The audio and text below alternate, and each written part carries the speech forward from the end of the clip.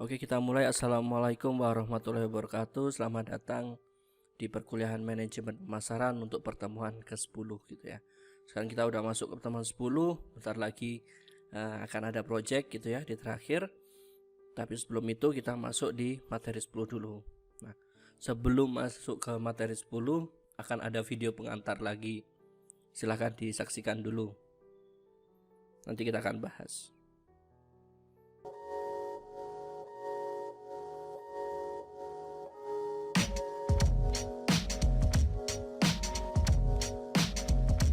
I think 2017 will be the defining year for on-demand services. I think it's when we reach very, very high levels of penetration, not just in Jakarta, but also outside of Jakarta, across Indonesia.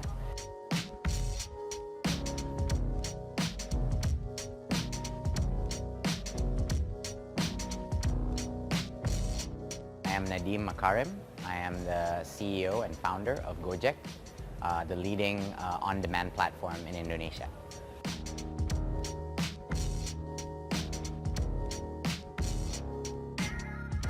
I think it will be the year that solidifies people irreversibly going into app-based on-demand services, app-based payment, and so on.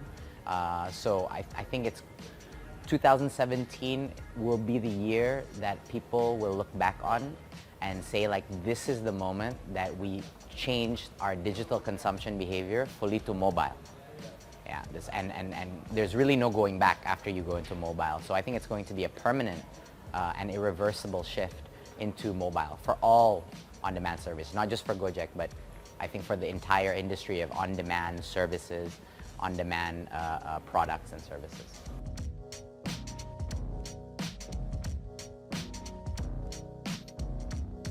I don't think much can change on infrastructure in 1 year's time. I think infrastructure is a much longer time frame with which to improve.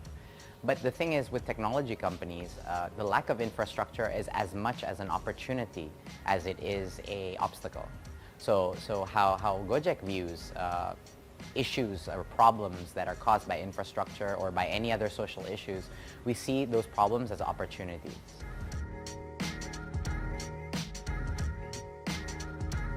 I think GoPay is a real game changer. For most people that have used GoPay, they can't really see themselves moving back to cash because it's just so inconvenient to have cash to pay for all kinds of services.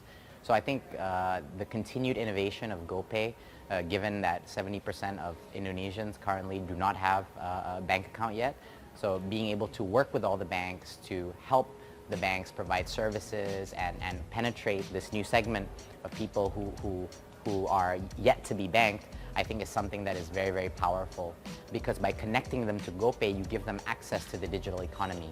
Otherwise, they'll be excluded, right? So I think that GoPay is going to be a huge competitive advantage in fueling the on-demand growth that we continue to dominate today. Oke, seperti itu tadi penjelasan dari Nadim Makarim ya. Ini videonya udah dari tahun 2017 ketika Nadim Makarim masih menjadi CEO gitu. Oke, kita akan mengambil topiknya Gojek, tapi apanya yang kita mau bahas. Jadi di transportasi online, tadi itu namanya Gojek, kita fokusnya pada competitive dynamics, dinamika persaingan. Yang namanya usaha itu kita harus melakukan persaingan gitu ya. Jadi kita persaingan dengan kompetitor kita gitu. Pasti ada persaingannya. Tapi ketika kalian mau berperang deh, kalian mau perang, mau nyerang musuh kalian di game lah, apa yang harus pertama kalian ketahui? Apa yang pertama harus kalian kuasai? Kira-kira yang harus pertama kalian kuasai gitu ya, itu adalah map of competition. Petanya itu kita harus tahu dulu. Medan perangnya itu kita harus tahu. Kok kalian misalnya main apa deh, main Dota, main Mobile Legend, kalian pasti tahu, oh kita di sini, mereka di sana, kita harus nyerang sini, lewat tengah atau lewat pinggir gitu ya, atau lewat yang sebelah sana. Kamu nyerangnya lewat sini, dia nyerangnya yang lewat kanan gitu ya. Terus habis itu temanmu yang lain nyerangnya lewat kiri. Kok bisa tahu? Iya, karena kita tahu ada jalannya di sini. Kita tahu musuh kita ada di sini. Kita tahu tower-towernya ada di sini. Nah, misalnya contohnya seperti itu. Nah, kalau kayak gitu kan berarti kita harus tahu peta persaingannya itu seperti apa dulu sebelum kita bertarung. Kayak gitu ya. Oke. Untuk mengetahui ini ya, peta persaingan, kita yang penting itu adalah mengetahui komponen dari sebuah kompetisi. Kompetisi itu harus ada apanya sih? Ada kita. Jelas dong. Anggap aja ini sebuah pasar, ada kita. Nah, ini ada kompetitor 1, 2, 3. Ada kompetitor luar yang berusaha untuk masuk ke dalam. Dalam bisnis ini biasanya pasti ada ya usaha baru yang coba masuk ke pasar kita gitu. Sedangkan kita di sini udah bersaing sama yang lainnya gitu. Ketika dia masuk, nanti dia akan menjadi kompetitor kita. Seperti itu. Ini industri, ini kelompok kompetitor. Sedangkan ini yang dinamakan new entrants kompetitor, seperti itu. Oke, ada beberapa definisi atau kata-kata yang akan digunakan gitu ya. Yaitu ada industri, ada kompetitor. Industri itu apa sih? Sekelompok perusahaan yang menawarkan produk atau kelas produk yang saling menggantikan satu dengan yang lainnya. Contohnya seperti apa? Misalnya industri minuman. Oke, misalnya kayak gitu ya. Food and beverage. Kenapa? Karena misalnya Aqua, terus habis gitu ada Aqua, misalnya minuman ya Aqua, terus ada Coca-Cola dan yang lain-lain ya. Karena mereka menawarkan produk atau kelas produk yang sama atau saling menggantikan satu dengan yang lainnya. Tapi beda dengan kompetitor. Kompetitor adalah perusahaan yang memuaskan kebutuhan konsumer yang sama, gitu ya. Oke. Nah, ini class of competitor. Jadi kompetitor ini seperti ini. Jangan salah ya. Kira-kira kompetitornya Aqua itu apa? Pasti yang ada di pikiran kalian adalah apa itu? Cleo atau Fit, merek yang lainnya ya, kayak gitu. Sebenarnya nggak cuma sampai situ, gitu ya. Aqua itu juga merupakan kompetitor dari Coca-Cola. Kok bisa? Karena misalnya gini, ada orang datang, gitu ya, datang makan di resto gitu. Anggap aja pilihannya cuma ada 2, ada air mineral atau ada Coca-Cola misalnya. Seseorang pasti dia akan memilih salah satu. Kalau enggak Aqua, ya Coca-Cola. Ketika udah beli Aqua berarti enggak akan beli Coca-Cola. Kalau orang udah pilihnya Coca-Cola pasti tidak akan milih Aqua. Nah, ketika bisa menggantikan satu sama yang lainnya, itu masuknya di kompetitor. Meskipun barangnya belum tentu sama gitu. Itu artinya kita bersaing, memperebutkan pasar yang sama, kebutuhan konsumer yang sama, seperti itu. Oke, ini class of competitor. Biasanya kompetitor itu yang kuat lawan yang lemah, gitu ya. Yang jauh, yang dekat, yang baik atau yang buruk. Oke, nah ini cukup tahu aja. Oke, ini ada Gojek. Persaingannya sama siapa sih ini? Ini juga termasuk, angkot juga termasuk gitu ya. Atau mobil pribadi seperti ini, ya. Kenapa? Karena ketika seseorang udah punya kendaraan pribadi, dia nggak pakai ini untuk transportasi ya. Ketika orang sudah pilih yang ini atau yang ini gitu, maka tidak pilih ini. Kalau pilih ini tidak akan pakai yang ini. Kalau pilih yang ini ya, angkot dia juga tidak akan memilih yang ini. Seperti itu. Jadi ketika sudah menggantikan maka dia adalah kompetitor gitu ya. Dan yang terpenting ketika kita mau bersaing di sebuah industri, kita itu harus mengetahui kondisi industri itu seperti apa. Kalau tadi kita ngelihatnya, oh banyak ya ternyata pesaing kita. Kira-kira menarik gak sebuah industri kalau pesaingnya udah banyak, udah penuh? Enggak. Nah, untuk mengetahui enggak atau iyanya, itu ada sebuah tools yang namanya 5 Porter Forces. Industry Competition Analysis. Di sini untuk menganalisis kompetisi industri gitu ya. Ada 5 Porter Forces, berarti ada 5, ada 5. 1, 2, 3, 4 sama yang tengah 5.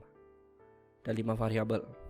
Oke, saya jelaskan satu-satu. Misalnya gini, ancaman dari pendatang baru gitu ya. Seberapa besar sih ancaman dari pendatang baru gitu ya. Oke. Jadi kira-kira gampang nggak mereka masuk ke industri kita? Misalnya bisnisnya adalah industri penerbangan pesawat. Sedikit sulit untuk masuk karena apa? Investasinya besar, harus beli pesawat. Sama juga harus trayeknya ya kan, karena trayek itu juga beli atau sewa ya, sewa trayek. Nah seperti itu kan tidak bisa sembarangan bikin langsung terbang, nggak bisa gitu, tetap harus ada izin-izinnya. Nah berarti kan itu menjadi sulit di sana gitu ya. Oke, contohnya seperti itu. Oke. Nah kita bahas yang lain dulu. Ancaman dari substitusi.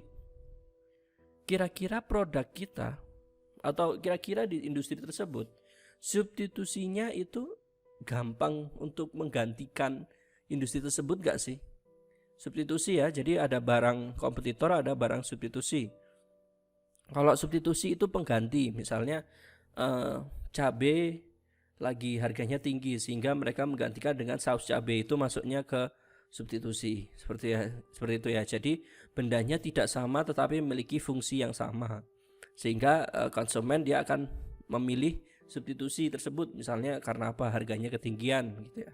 Itu mungkin terjadi kayak yang beberapa saat yang lalu terjadi gitu, ketika cabai naik harganya sehingga dia mau masak harus pakai cabai, tidak bisa, akhirnya pakai saus cabai yang harganya lebih rendah, seperti itu. Oke, itu namanya substitusi. Tinggi nggak sih? Banyak nggak sih? Kira-kira bisa tergantikan nggak gitu? Seperti itu. Ketika lebih banyak yang gampang untuk menggantikan, berarti kan persaingannya terlalu ketat ya, dan kita bahaya udah investasi di sana tapi tiba-tiba banyak produk pengganti, berarti nanti ancamannya akan semakin tinggi. Nanti kita akan bahas untuk menilainya. Selanjutnya, kekuatan tawar pembeli, bargaining power of buyer.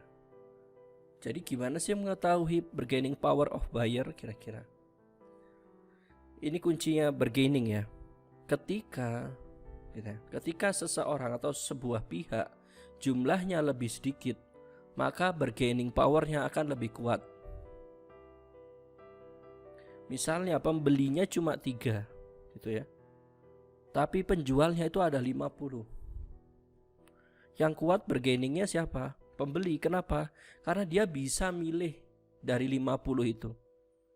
Sedangkan yang penjualnya dia cuma punya 3 dan itu rebutan gitu kan. Jadi biasanya kok gitu, yang ditawar terus harganya dia nanti jadi turun gitu. Nah begitu sebaliknya juga, kalau misalnya ternyata pembelinya itu ada banyak 1000, penjualnya cuma 2 toko yang jual barang tersebut contohnya, maka kekuatan tawar pembelinya rendah. Kenapa? Karena dia nggak punya pilihan lagi ya, cuma bisa beli di tempat itu aja, seperti itu ya. Nah jadinya kalau seperti itu nanti kita akan pertimbangkan juga gimana kekuatan tawar pembeli sama dengan kekuatan tawar supplier. Jadi kan sebuah bisnis itu nggak langsung jalan ya, nggak langsung bisa jalan sendiri, dia pasti punya supplier. Industri manufaktur punya supplier, jasa juga punya supplier, misalnya kayak Gojek nih kita bahas. Itu ya sekalian yang bawah. Nah Gojek ini misalnya suppliernya siapa? Driver, mitra gitu ya. Kenapa? Karena dia yang menawarkan servis gitu ya. Yang punya servis itu mereka, supplier servisnya. Gojek hanya untuk meneruskan servisnya. Nah kalau kayak gitu kan berarti seberapa besar kekuatan tawar suppliernya. Supplier itu juga punya kekuatan tawar gitu ya. Nah itu seberapa tinggi, nah itu akan diukur nanti.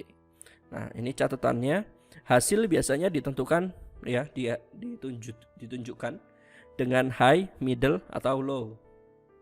Tapi karena ini untuk mempermudah kalian untuk menginterpretasikan nanti, kita pakai angka 1-10 aja. Oke, jadi terus gunanya apa sih Vibrator Forces? Gunanya untuk to measure industry attractiveness, kemenarikan dari sebuah industri ya, terlihat dari jumlah kompetisinya. Lebih enak mana kita berbisnis di industri yang ketat sekali atau yang bisnis yang industrinya itu longgar? Pasti enak yang longgar. Kenapa? Karena kita lebih banyak tempat untuk berkembang atau kita untuk bersaing. Karena kalau masuk-masuk langsung ketemu sama perusahaan besar, kita bakal kalah kayak gitu ya. Itu mungkin kayak gitu. Nah, untuk analisisnya kayak gini ya. Ini nanti akan ada tugas tapi nanti di terakhir ya. Intinya nanti pakai ini gitu ya. Karena ini online transportation industry. Jadi yang di sini dianalisis bukan perusahaannya tapi industrinya. Yang dilihat itu industrinya bukan perusahaannya. Oke. Jadi misalnya ancaman pendatang baru, kira-kira seberapa gampang sih bikin kayak Gojek gitu? Lumayan lah ya. So misalnya Meet gitu ya. Ini akan pakai Meet. Contoh misalnya kalian middle 6 lah. Terus habis gitu kekuatan tawar suppliernya kira-kira gimana ya? Banyak nggak mereka para driver? Oh banyak. Kalau banyak berarti daya tawarnya rendah gitu ya. Maka kita kasih low. Ya sekitar 3 lah. Kalau dia nggak mau kita bisa pilih driver yang lainnya. Lalu selanjutnya kekuatan tawar pembeli. Nah ini gimana kekuatan tawar pembeli gitu ya. Dia contohnya di sini misalnya high. Oke misalnya 7 gitu. Terus ancaman dari substitusi gitu ya. Kira-kira mudah tergantikan nggak? Ya lumayan kan ada angkot, ada taksi gitu ya, lain-lainnya. Misalnya gini sekitar 6 lah anggap. Nah sekitar gini ya. Penilaiannya nanti pakai yang angka aja, nggak usah pakai yang huruf. Langsung yang angka. Nah persaingan dalam industrinya seperti apa? Misalnya ini mid. Tapi nggak kayak gitu. Kalian jumlahkan. Misalnya 6 tambah 3, 9 ya. Terus habis itu 9 tambah 7, 16. 16 tambah 6, 22. Contohnya seperti itu ya. Berarti 22 dibagi 2 ke 4. Dibagi 4. Nanti hasilnya berapa? Nah, berarti gitu ya. Nanti hasilnya di sini gitu ya. Kalau nilainya dia angkanya antara 0 sampai 5 gitu ya. Berarti persaingannya dia low. Dia menarik. Tapi kalau persaingannya 6 sampai 10 artinya ke atas ya. Itu artinya persaingannya sangat ketat. Kalau ketat biasanya tidak menarik untuk persaingan. Tapi kalau longgar itu lebih menarik untuk perusahaan untuk masuk seperti itu. Nanti kalian akan bahas di terakhir. Selanjutnya kita bahas tentang market structure. Jadi kalau sebuah market pasar itu pasti nanti susunannya kurang lebih seperti ini kira-kira. Jadi 40% atau yang dominan itu istilahnya market leader. Ini mengingat mungkin kalian sudah pernah dengar istilah-istilah kayak gini. Selanjutnya adalah market challenger, dia di bawahnya gitu ya. Selanjutnya adalah market follower. Selanjutnya ada lagi yang kecil ini 10% market nicher. Masing-masing di sini punya peran sendiri-sendiri di dalam persaingan, di dalam dinamika persaingan. Kita tadi kan topiknya membahas tentang dinamika persaingan, sehingga kalian tahu perusahaan kita itu posisinya ada di mana. Apakah kita ada di market follower? Apa kita ada di challenger? Apa kita di leader? Atau sebenarnya kita niche gitu ya. Kita akan bahas maksudnya niche seperti apa. Selanjutnya kita bahas satu-satu, yaitu pertama market leader. Nah, untuk market leader yang perlu dilakukan itu ada 3. Expanding total market, memperluas. Atau expanding market share, makin memperbanyak lagi market share-nya. Atau minimal defending market share gitu ya. Nah, seperti itu. Kalau market leader udah di atas ya. Jadi sebenarnya dia tugasnya adalah minimal bertahan. Minimal bertahan. Tapi kalau bisa expanding ya lebih baik expanding. Dengan cara new customer atau penggunaan yang lebih banyak. Oke, kalau misalnya defending, dia akan banyak cara orang untuk menjatuhkan dia atau usaha untuk menjatuhkan seseorang atau sebuah perusahaan itu. Lalu tadi yang udah di atas market leader, gitu ya, ini market leader nomor 1. Selanjutnya adalah market challenger, penantang. Siapa, gitu ya? Siapa sih dia? Market leader.